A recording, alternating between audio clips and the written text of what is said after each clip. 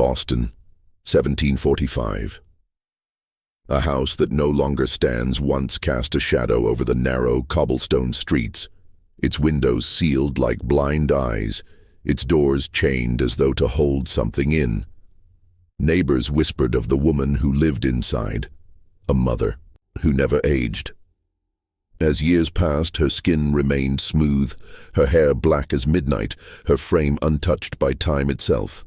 Yet her children, those born of her blood, grew pale, frail, and withered long before their years.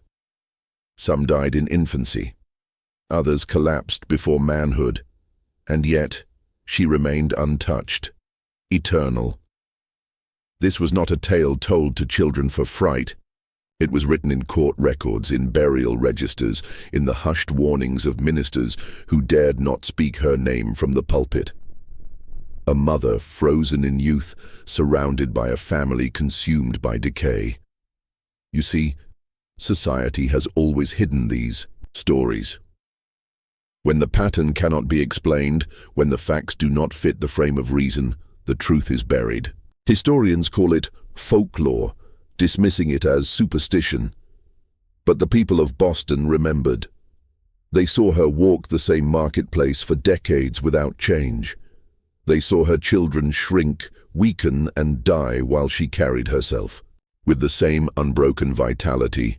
Was it a curse, a covenant, or something darker? A pact sealed not for her children's survival, but for her own? Because in every era, there are those who discover the rules beneath the rules, the hidden levers of power, the unseen exchanges that men are not meant to make, but some do anyway. This woman had found something forbidden. She had chosen preservation at a cost, and her cost was bloodline. The people feared her, yes, but they also envied her. Immortality is the deepest hunger of man. Power without decay, youth without end. The secret every king, priest, and alchemist sought and still seeks. And here it was, in the body of a woman in colonial Boston, walking among them untouchable. But listen carefully. This was not an isolated case. This was a glimpse of a hidden system, a system that still exists. Because those who never age are not myths. They are the architects of the world you now live in.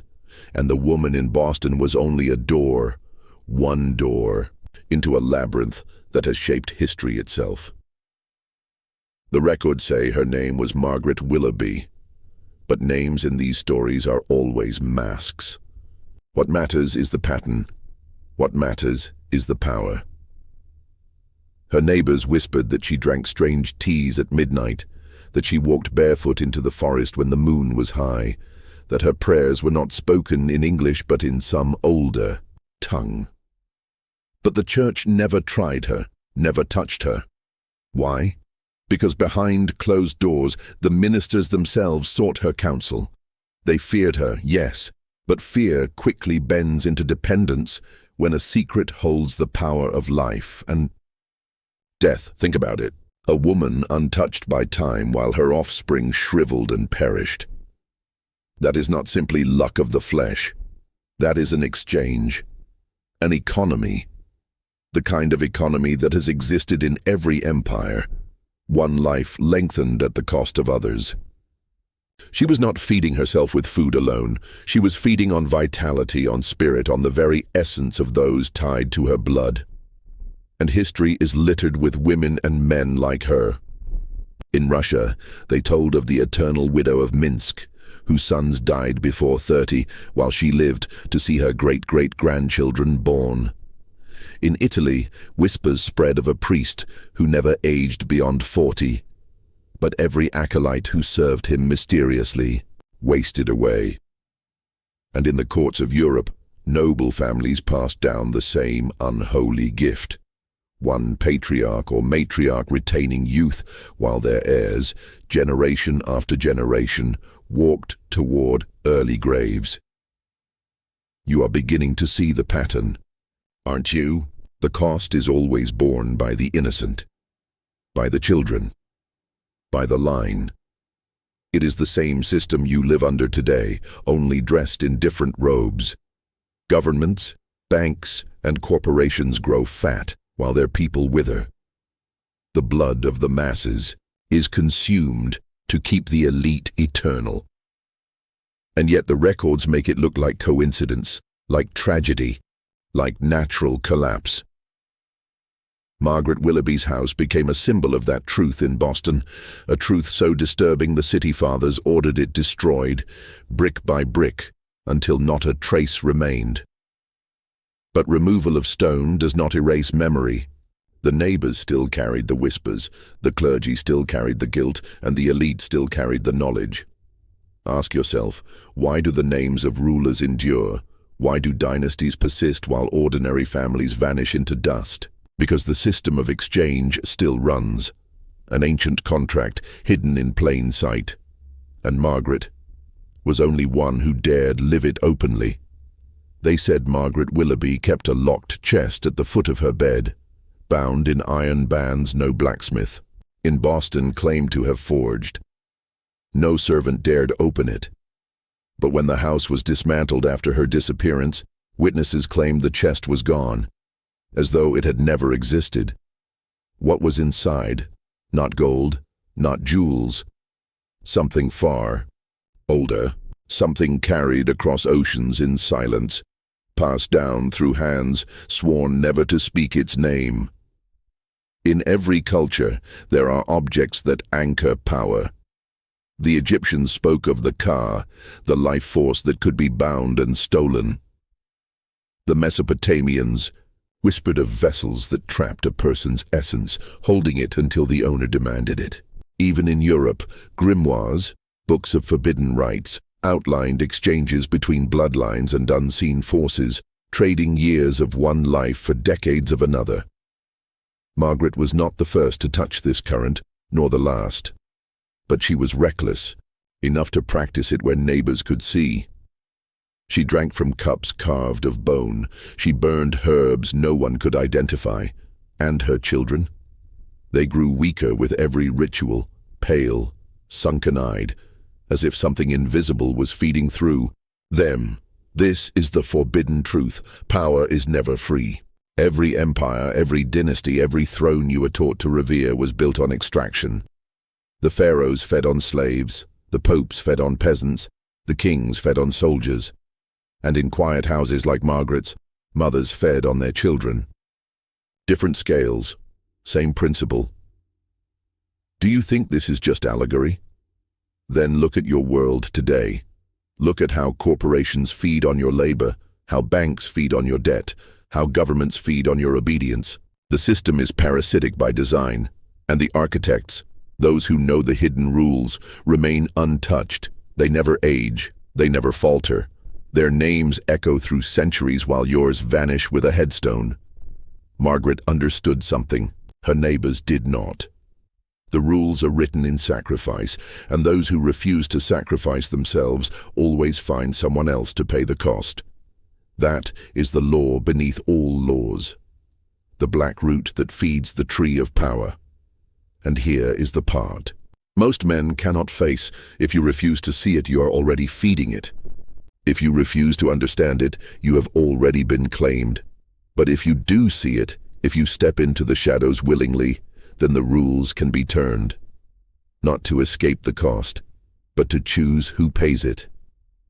Boston in 1745 was not just a colonial town of Puritan sermons and cobblestone markets. It was a breeding ground for experiments in control.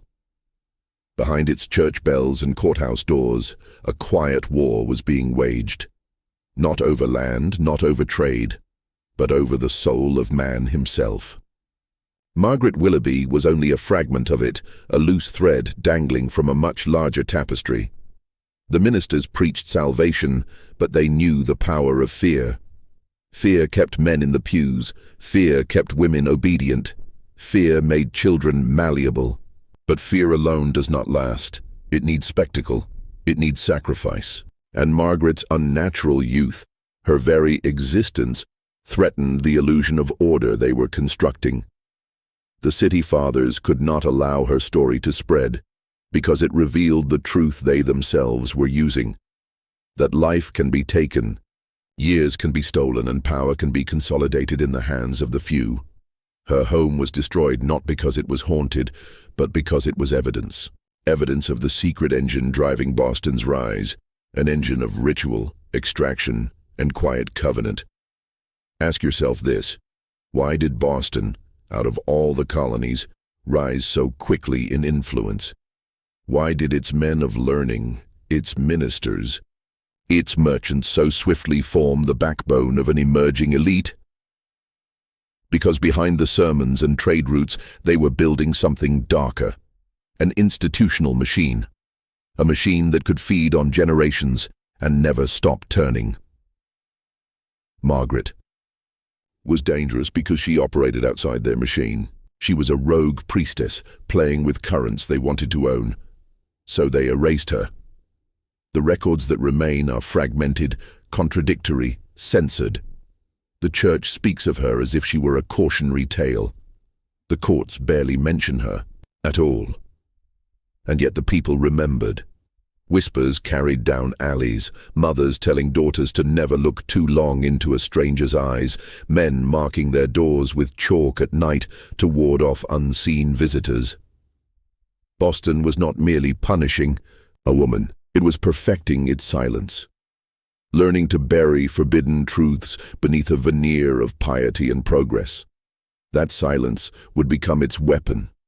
It would use the same weapon to justify witch trials, to shape revolutions, to mask experiments in control that still ripple into your life today. Margaret was a symptom. Boston was the disease. And the institution it birthed would become the seed of something far greater, an empire of control that still feeds on you now. Chains of iron break. Chains of the mind do not.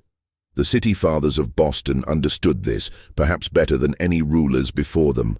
When you beat a man, he resists. When you starve him, he fights. But when you make him believe the prison is holy, when you convince him that obedience is salvation, he will guard his own chains.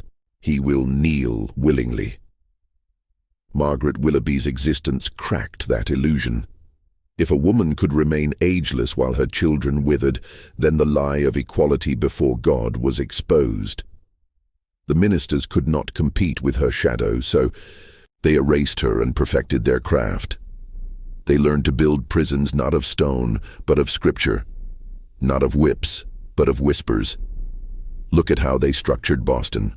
Every bell that rang in the morning, every sermon thundered from the pulpit, every law carved into colonial stone was not about order, it was about rhythm.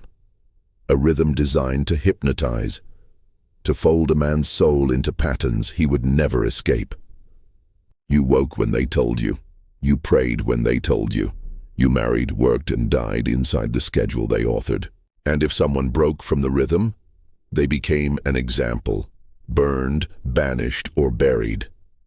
This is the architecture of control, psychological imprisonment disguised as divine order.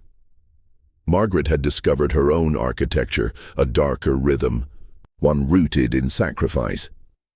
But the city leaders could not allow two systems of power to exist side by side. So they crushed hers and institutionalized theirs. And here is the revelation most men cannot stomach. That architecture never ended. It was exported. The same system that governed Boston grew into New England, into Washington, into Wall Street. You still wake when they tell you. You still work to rhythms not your own. You still feed the machine with your time, your strength, your youth, while those at the top remain strangely untouched by decay. Think about it. How many times have you seen leaders who never seem to falter, who age more slowly, whose eyes carry the cold fire of centuries?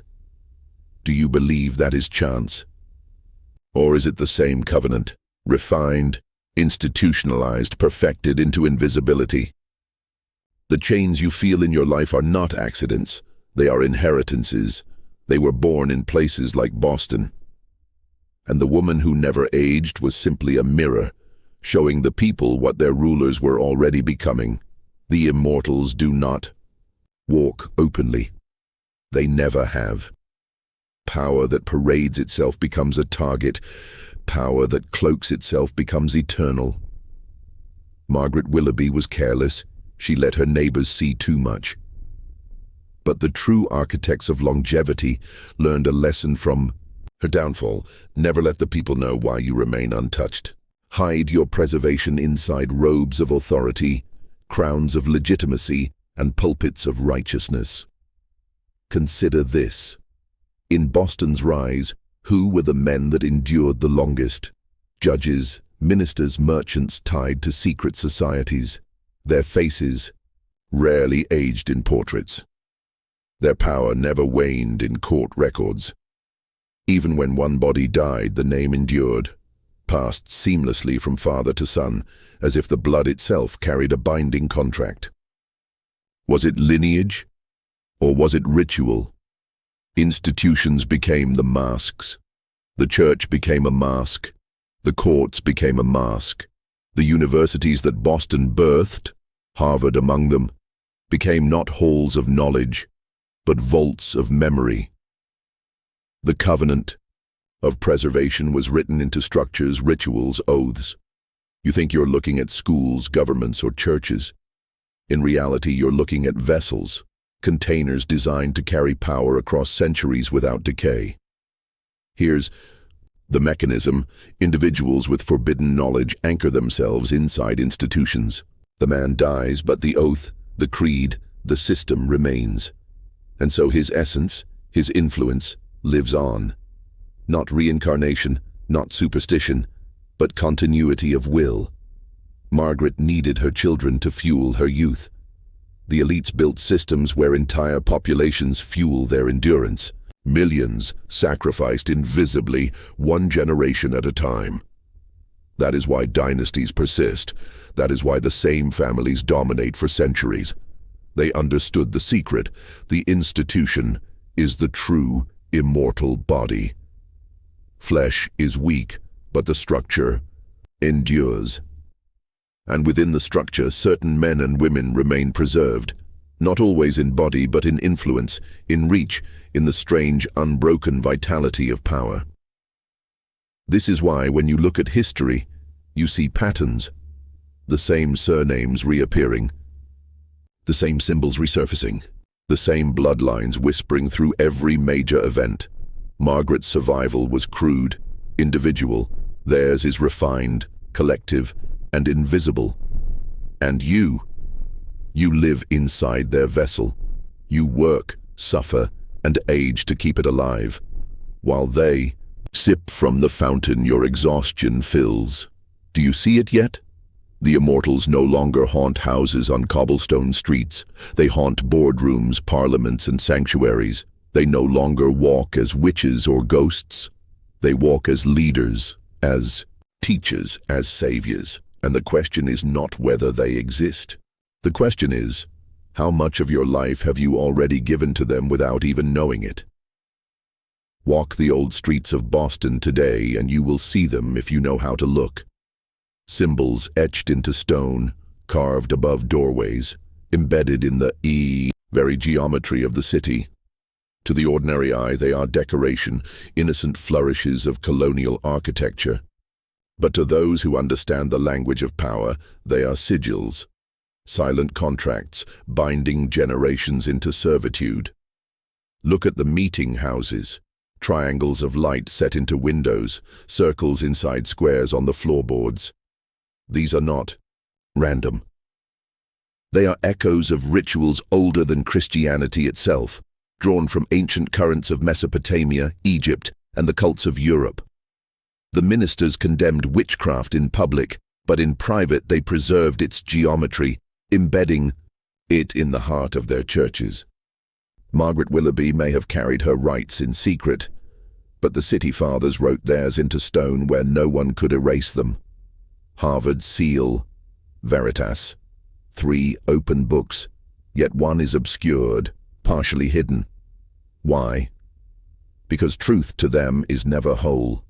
The masses are given fragments, The initiates hold the missing piece. That is not education. That is indoctrination by design, a split between the veiled and the unveiled.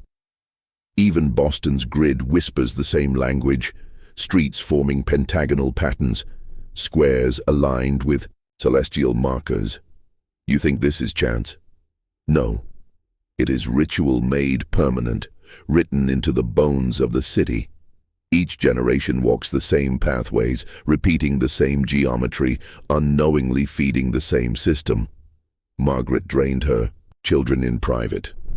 Boston drains its people in public through architecture itself. This is why you feel it, even if you've never named it. The unease walking under those old steeples, the shiver passing graveyards where stones tilt like teeth, the silence in old libraries where you swear the books are watching you. These are not accidents of history, they are designed atmospheres, psychological, cages constructed with precision. The immortals understood this truth. If you want power to last, you do not merely keep it in books or bloodlines. You build it into the environment. You make the world itself your altar, and once that altar is raised, every man who walks its streets becomes a participant in the ritual, whether he consents or not. You live in their temple without even realizing it. And each day you breathe within it. Your essence feeds the machine. Why do you think Margaret's story barely survives in fragments? Why are the records of her trial absent, her name erased from official sermons, her house demolished until not even the foundation stones remained? Because history is not written to preserve truth. It is written to protect the architecture of control. The greatest fear of those who build these machines is not rebellion with swords, it is awakening with sight. A man who sees the hidden gears cannot be kept in rhythm. He begins to break patterns. He walks against the flow, and once one man awakens, others follow. That is why Margaret's story had to be buried. Not because she was unique, but because she was a mirror. Her life showed the people that immortality was not divine mystery reserved for God alone. It could be taken, it could be stolen, it could be made into a weapon. The rulers of Boston could not allow that revelation. They knew that if ordinary men realized how much had already been extracted from them, the entire order would collapse overnight. Imagine a crowd realizing in unison that their children's weakness, their own exhaustion, their short lives were not curses of nature but the deliberate fuel of a hidden machine. That realization alone would burn cities, so they perfected silence. They destroyed records, they dressed truth in ridicule, calling it superstition. They rewrote memory until men laughed at the very possibility of what they once feared. Do you understand the brilliance of this? They didn't just erase Margaret's name, they erased the framework that would allow you to believe she ever existed. The system does not need to fight you. It only needs to convince you that the battlefield itself is imaginary. And yet, the fragments remain, in burial records, in oral stories, in symbols carved too deep to be polished away. History always leaves cracks, and through those cracks, the forbidden seeps. That is why you are hearing this now. You have stumbled upon one of those cracks, and once you see through it, you cannot unsee. But listen carefully. Awakening has a cost. Knowledge changes a man, and once he sees the hidden structure, he is no longer harmless. He becomes dangerous to himself and to the machine. So here I ask you, if you are still with me, comment this phrase below to mark your descent. I break the rhythm. Write it twice. Let the words anchor into your mind. Let the algorithm know you have crossed the threshold, and let others see that they are not alone in their awakening. Sacrifice is the oldest currency. Long before coins, before paper money, before banks, men understood that blood carried weight, that years of life could be transferred, consumed, and stolen. The rituals of the ancients were not mere superstition, they were accounts, ledgers, exchanges. The Aztecs knew it when they fed the sun with hearts. The Hebrews knew it when they spilled lamb's blood on the altar. The Europeans knew it when They burned witches in fire to purify the land.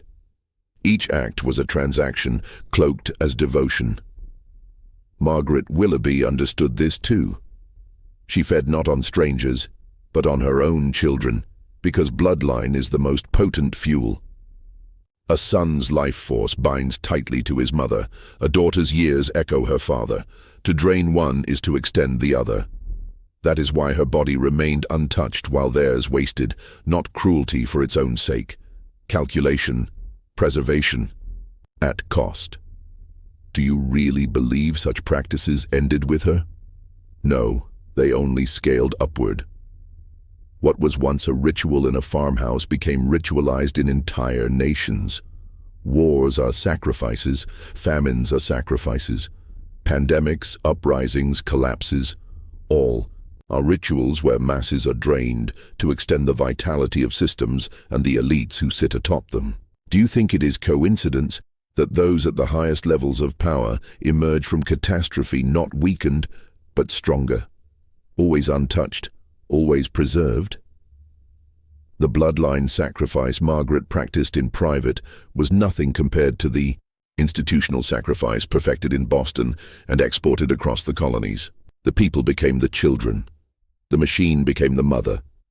And your years, the hours you grind, the debts you carry, the exhaustion you endure, become the offering. Every bead of sweat, every sleepless night, every dream you bury becomes nourishment for something larger than you, something that never ages. And here is the most bitter truth. Most men accept it willingly. They raise their children inside the machine, proud to offer their youth to institutions that will consume them. They hand their lives to jobs, governments, and creeds without ever asking where their vitality goes. The sacrifice has been disguised as duty, citizenship, progress. The altar now wears the mask of patriotism and faith. Margaret's neighbors feared her because they could see the exchange with their own eyes. You cannot see yours because the altar has grown too large, too abstract, too invisible, but the cost is the same: civilization. The word rolls off the tongue like salvation, as if order itself is a gift. But look closer, and you will see the altar hidden beneath the marble. Every monument, every Capitol dome, every courthouse built in Boston and beyond stands not as a temple of liberty, but as a shrine of sacrifice. Civilization is not freedom, it is ritual, perfected. Think about the rhythm of your life. From the moment you are born, you are registered, numbered, and placed into a system. You are sent to schools not to learn truth, but to conform. You pledge allegiance, recite prayers, obey bells. It feels like education, but it is initiation. They are not training your mind, they are harvesting your years. You enter young, full of vitality, and by the time you leave, the spark has dimmed. The machine has already taken its share. Then comes labor. Decades of toil, offering your strength to institutions that reward you with just enough to keep going. You pour your youth into their engines, and when your body breaks, they discard you. Meanwhile, the machine grows stronger, sleeker, more enduring. Your sacrifice is its food. Even death is harvested. Look at the graveyards of Boston. Rows of stones carved with skulls and wings. Those markers are not merely to mourn. They are reminders that death itself feeds the system. Taxes collected, inheritances absorbed, land seized. The machine wastes nothing. Your final breath is recorded, measured, converted into fuel for structures that will stand long after your bones are dust. Margaret Willoughby's secret was simply this: she made the exchange visible. Her children withered, she remained untouched. Civilization does the same, only hidden in plain sight. Your withering, your exhaustion, your despair, it is not accident, it is offering. And those at the top, those who never seem to falter, those whose families endure untouched by ruin, they are the priests who drink from the chalice civilization fills. The greatest lie ever told is that civilization is for your benefit. It is not. It is for theirs, and once you see it, you cannot unsee it. Every law, every church, every school becomes what it truly is, a ritual chamber dressed in stone. Boston was only the beginning, a colonial experiment, a template for the Great Machine. And you, whether you choose to believe it or not, are already on the altar. You were told that revolutions are about freedom, that the blood spilled in Boston streets, the smoke rising from Concord, the cries of men at Bunker Hill, all of it was sacrifice for liberty. But here is the forbidden truth. Revolutions are not escapes from the machine. They are renewals of it. The elites know that every structure grows stale. The people tire, the chains begin to rattle, whispers of rebellion spread. If left unchecked, the machine collapses. So what do the immortals do? They orchestrate controlled burns, revolutions, upheavals. The illusion of destruction, when in truth it is rebirth. Boston in 1770 bled with the Boston Massacre. In 1773, men dumped tea into the harbor in ritual defiance. In 1776, a declaration was written, not just in ink, but in blood. Do you see the pattern? Blood spilled, contracts rewritten, the altar renewed. The people thought they were free, but in truth they had simply traded one mask for another. The crown was replaced with Congress, the monarch with presidents, the bishops with senators. The machine never died, it evolved. This is why revolutions are always drenched in ritual, the executions, the oaths, the flags soaked in blood. These are not accidents of war, they are sacrifices, offerings to recharge the altar. Every generation is told, your suffering, your death, your struggle will buy freedom for your children. Yet the children inherit the same machine, only dressed in new banners. The French Revolution promised liberty, equality, fraternity. It delivered guillotines, chaos, and then Napoleon, the machine reborn. The Russian Revolution promised workers' power. It delivered gulags, famine, and Stalin, the machine with new gears. The American Revolution promised independence. It delivered debt, industry, taxation, the same altar, now hidden behind parchment and ceremony. Margaret Willoughby drained her children to preserve her youth. Nations drain their people to preserve their power. The pattern is the same. The scale is different. You live inside a sacrifice disguised as progress, a ritual that consumes generation after generation while the architects remain untouched. Here is the revelation. Freedom is the bait. Sacrifice is the reality. The altar must always be fed, and revolutions are how the machine drinks deep. Every uprising, every flag waved, every shot fired, fuel for the cycle. And if you believe you are free today, ask yourself, who benefits from your labor, your taxes, your endless obedience? You or the machine? The founding fathers. You were taught to speak their names with reverence, as if they were prophets, holy architects of liberty. Washington, Jefferson, Franklin, Adams, men of vision, men of courage, men who broke chains so you could live free. That is the story. That is the hymn sung in schools, carved into monuments, drilled into your mind from childhood. But hymns are masks. Behind them lies a darker truth. These men were not liberators. They were initiates. They did not destroy the machine. They consecrated it. They did not break from Britain to free you. They broke away to preserve themselves. The revolution was not about independence from tyranny. It was about independence of their altar, their ritual, their covenant. Look at the symbols they carried.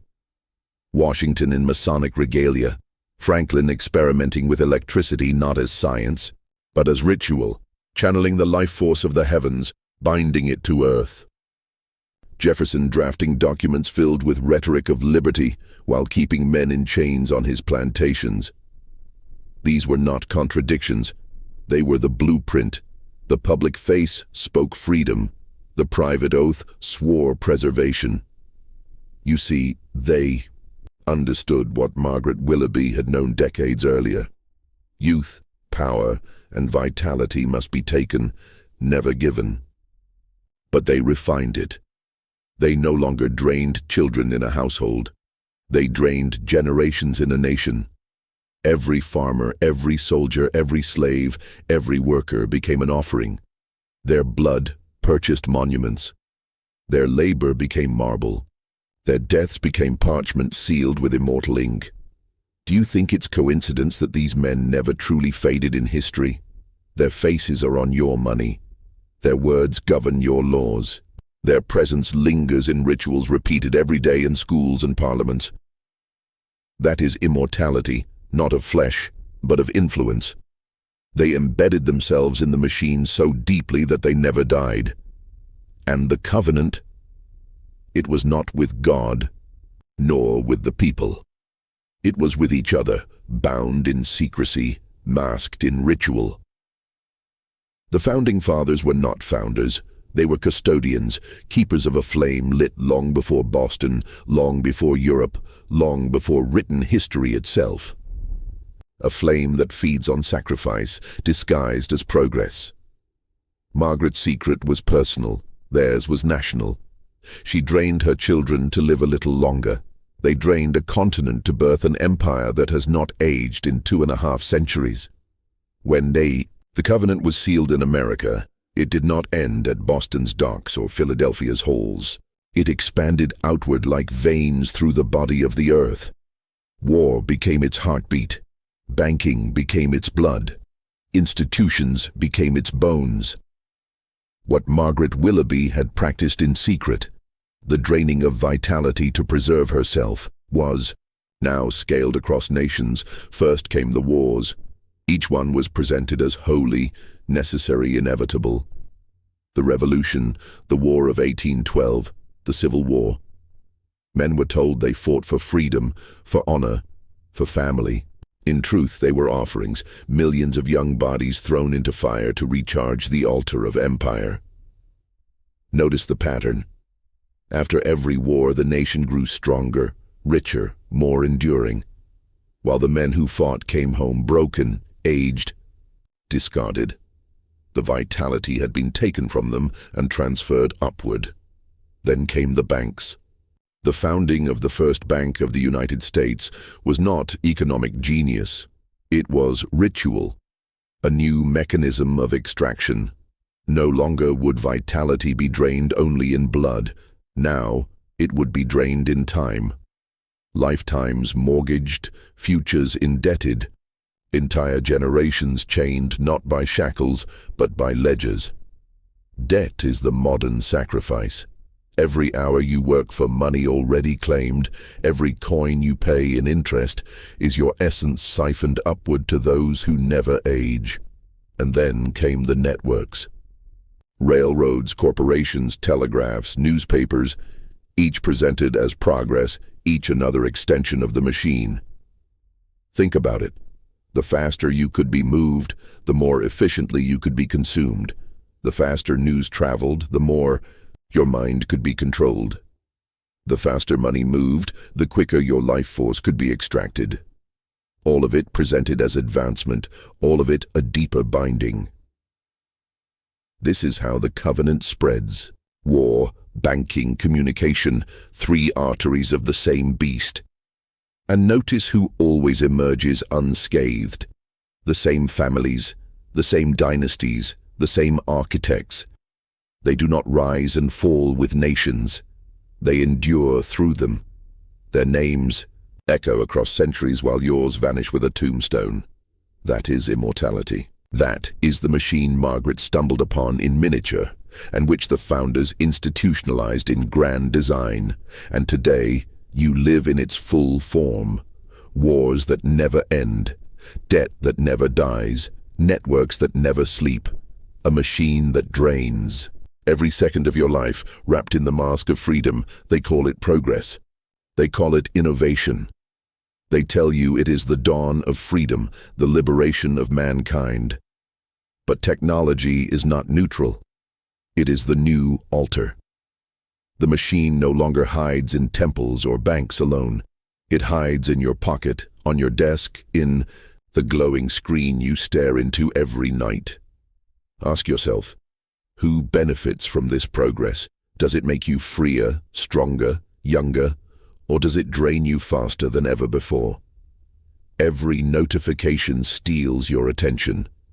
Every hour on a device drains your focus. Every algorithm feeds on your desires, your fears, your weaknesses, until you are hollow, exhausted, compliant. Technology is not serving you. It is siphoning you. Margaret Willoughby drained her children's vitality face to face through rituals, whispered at midnight. The modern immortals do it invisibly, wirelessly at scale. Billions now tethered to an altar they carry willingly. Every click, every scroll, every post is a sacrifice of energy, awareness, and life force. And what do you receive in return? Illusion. Connection without intimacy. Information without wisdom. Attention without power. Look at those who build the machines. Their faces are pale, smooth, strangely ageless. They speak not of truth but of algorithms, data, systems that will shape the future. They are not shaping the future. They are preserving themselves. The machine feeds on your hours and they remain untouched. They live in mansions of glass. They sleep in pods of silence. They whisper in conferences you will never enter. And you? You are the fuel. This is why you feel so tired, so restless, so drained by life itself.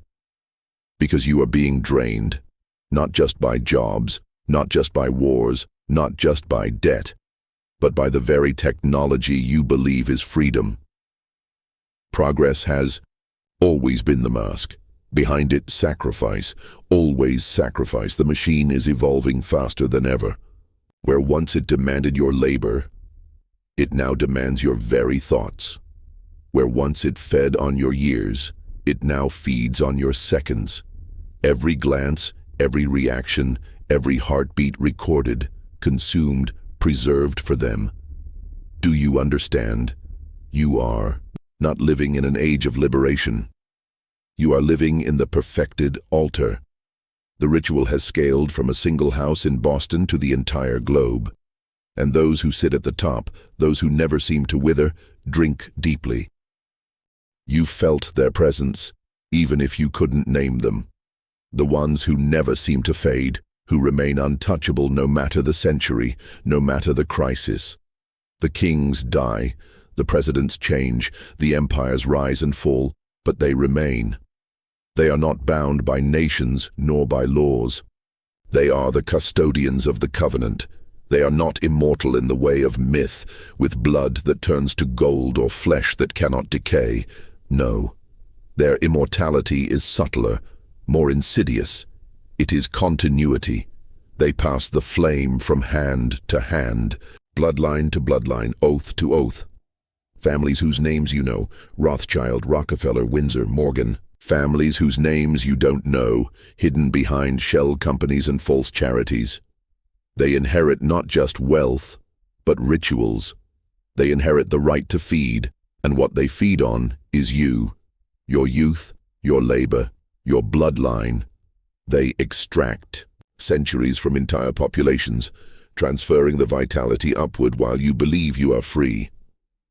This is why presidents and prime ministers change, but the machine never does. Because the machine does not serve them, it serves the covenant. Leaders are pawns, rotated for appearances. The true custodians never step into the light. This is why Margaret Willoughby never stood trial. Why her story vanished into whispers. She was not condemned, she was absorbed. She had touched the secret of preservation, and so she became part of something larger. Her ritual was crude, personal.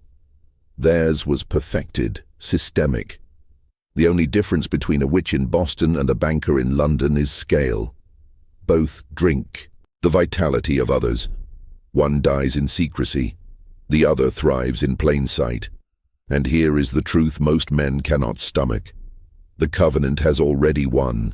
They have bound your food, your water, your work, your very thoughts to their altar.